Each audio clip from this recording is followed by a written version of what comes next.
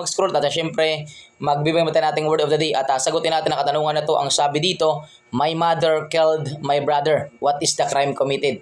Actually, yung katanungan na to is napakaikli lang pero kailangan natin comprehend tsaka analyze para hindi po tayo malito.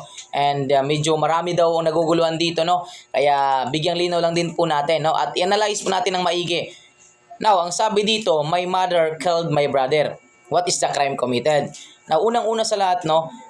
Ang mama ko pinatay niya yung kapatid ko. Sino yung pumatay sa kapatid ko? Yung mama ko mismo. Hindi ako yung pumatay sa kapatid ko, kundi yung mama ko mismo yung pumatay sa kapatid ko. So, ibig sabihin, it is about the mother and the child or the children.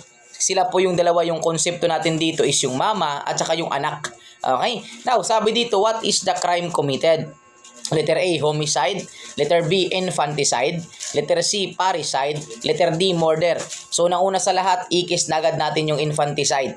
Sapagkat under Article 255 of Revised Penal Code, para mapasok sa infanticide natin, syempre, matik, dapat meron yung elements natin na yung pinatay natin is na child is less than 72 hours or less than 3 days old. So, ikis na yung infanticide natin.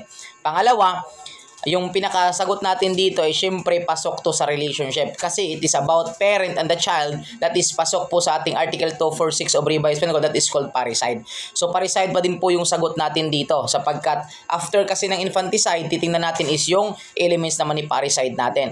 And syempre sinabi sa ating Article 246 of Revised Penal Code, kapag pinatay mo ang iyong magulang or pinatay mo ang iyong anak, which is legitimate or illegitimate, pasok yun sa parricide. So, ibig sabihin, kapag pinatay ng magulang yung kanyang anak, legitimate man yun or illegitimate, pasok yun sa parricide. At pagdating naman po sa ating ascendants at descendants, ibig sabihin, kapag mga lolo, lola, papunta naman sa apo natin or apo to lolo, lola, dapat legitimate lang po yun. Ascendants, descendants is legitimate. Tsaka yung ating legal spouse. Ibig sabihin, yung ating katanungan dito, class, is klarong-klaro, my mother killed my brother, yung mama ko pinatay yung kapatid ko, so it means pasok sa parricide sapagkat yung parents, pag pinatay yung mga child nila, that is pasok sa parricide. At yung mga child, pag pinatay yung mga parents nila, pasok din po yun sa parricide. And as long as hindi papasok sa elements ni infanticide. Okay? And syempre yung ating murder, wala na agad siya kasi nakuha na natin yung parricide. Kasi yung murder kasi nating class, titingnan na natin yan kapag hindi pumasok sa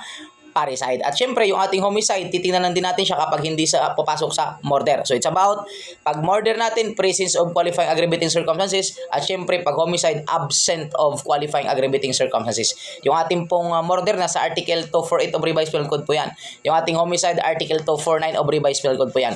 Yung ating infanticide, that is Article 255 of Revised Penal Code. And syempre, yung ating sagot natin is parricide under Article 246 of Revised Penal Code po yan. Okay? And syempre, sana nakatulong sa inyo to at ito pa din yung lingkod, your Mr. Word of the Day, Emmanuel the Master Showman, Villar Bracales sa CBRC, National Tour and Registered Criminologist. Sabi sa inyo na para pumasa sa examination, kailangan natin ng baso siya at tsamba. Baso siya, basa, sulat, and share, sabay ng tsamba, tiyaga, sipag at manalangin bawat araw. Thank you so much. God bless you all.